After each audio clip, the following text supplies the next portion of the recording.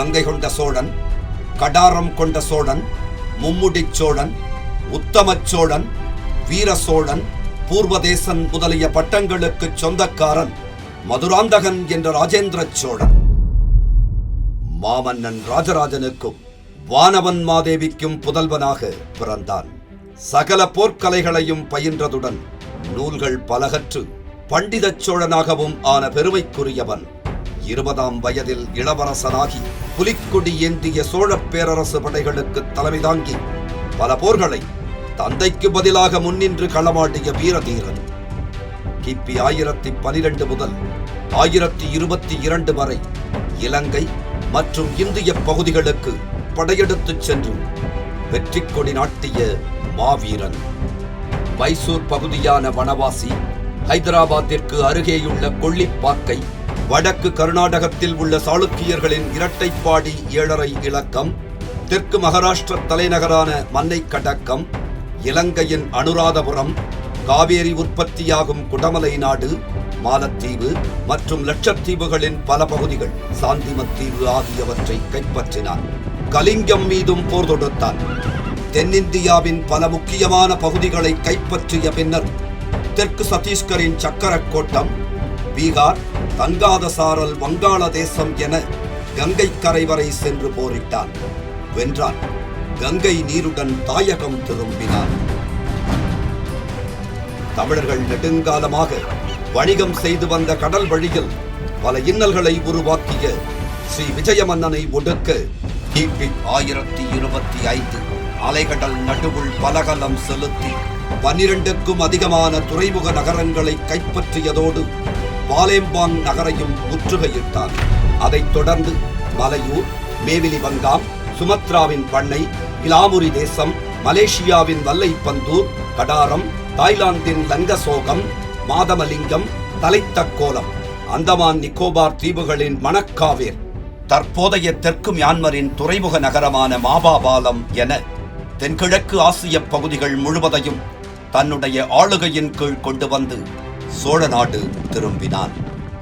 சோழர்களின் ஆளுகை ராஜேந்திரனின் ஆட்சி காலத்தில் விரிந்து பறந்திருந்தது. இதற்கு முக்கிய காரணம் வேறு இந்திய மன்னர்கள் யாரும் கற்பனை கூட செய்து பார்த்திராத கடற்படையை இவன் கட்டமைத்ததுதான்.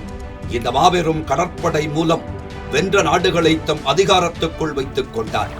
இந்தியாவிலும் வெளிநாடுகளிலும் வணிக குழுக்களை ஒழுங்கமைத்து சீனா வரை வர்த்தகம் செய்தனர். இவனது கடல் கடந்த வெளிநாட்டு போர்ப்பயண நிகழ்வானது இந்திய வரலாற்றில் ஒரு மைல்கல். சோழர்கள் தங்கள் மிக பெரும் சாம்ராஜ்யத்தை ஆள்வதற்காக சிறந்த நிர்வாக அமைப்பை உருவாக்கினர். யானைப்படை, குதிரைப்படை, காலாட்படை, கடற்படை கொண்ட நன்கு கட்டமைக்கப்பட்ட போர்ப்படை அவர்களிடம் இருந்தது. மக்களுக்காக சிறந்த மருத்துவமனைகளை பராமரித்தனர். வேளாண்மையிலும் சாலை பணிகளிலும் நீர்ப்பாசனத்திலும் திறன்மிக்கவர்கள் பணிபுரிந்தனர். கட்டடக்கலை, சிற்பக்கலை, ஓவியக்கலை ஆகியவற்றிலும் தன்னிகரற்ற முத்திரை பதித்தனர். இசை, பாடல், நாட்டியம் என அனைத்து நுண்கலைகளையும் வளர்த்தனர். தஞ்சையில் தன் தந்தையாரால் எடுப்பிக்கப்பட்ட பெருவுடையார் திருக்கோவிலைப் போல் தன் தலைநகரிலும் கங்கை கொண்ட சோழேஸ்வரம் கோவிலை நிறுவி சோழகங்கம் ஏரியையும் உருவாக்கினார். மேலும் முடிகொண்ட சோழன் திருமாளிகை, கங்கை கொண்ட சோழன் மாளிகை, சோழ கேரளன் திருமாளிகை என்ற பெயர்களில் இங்கு பெரிய அரண்மனைகள் கட்டப்பட்டிருந்ததாக கல்வெட்டுகள் குறிப்பிடுகின்றன. கங்கை கொண்ட சோழபுரத்தில் உள்ள மாளிகை மேடு பகுதியில் தமிழ்நாடு தொல்லியல் துறை மேற்கொள்ளும் 2022ஆம் ஆண்டுக்கான அகழாய்வை மாண்புமிகு தமிழ்நாடு முதலமைச்சர் அவர்கள் தொடங்கி வைத்தார். செங்கல் கட்டுமானங்கள், கூரை ஓடுகள், பானை ஓடுகள், உலோகப் பொருட்கள், இரும்பு ஆணிகள், செம்பினாலான பொருட்கள், செப்பு காசுகள், தங்கக்காப்பு, கண்ணாடி மணிகள், வளையல் துண்டுகள், தந்தத்தினாலான பொருட்கள், வட்டச் சில்லுகள், அலங்கரிக்கப்பட்ட சுடுமண் கெண்டி மூக்குகள், சீன பானையோடுகள் என 1003 தொல்பொருட்கள் இதுவரை கிடைத்துள்ளன. இந்த அகழாய்வு ராஜேந்திர சோழனின் பெருமைகளை உலகுக்கு பறைசாற்றும். ராஜேந்திர சோழனின் ஆட்சி காலத்தில் உருவான வரலாற்று பெருமைமிக்க நகரங்கள் நமக்குள் பெருமித உணர்வை அரும்பச் செய்கின்றன. அந்த பெருமித உணர்வு ஒரு மாபெரும் பண்பாட்டை உருவாக்கித் தந்த நமது முன்னோருக்கு நாம் செலுத்தும் மிகச்சிறிய நன்றி பெருக்காகும்.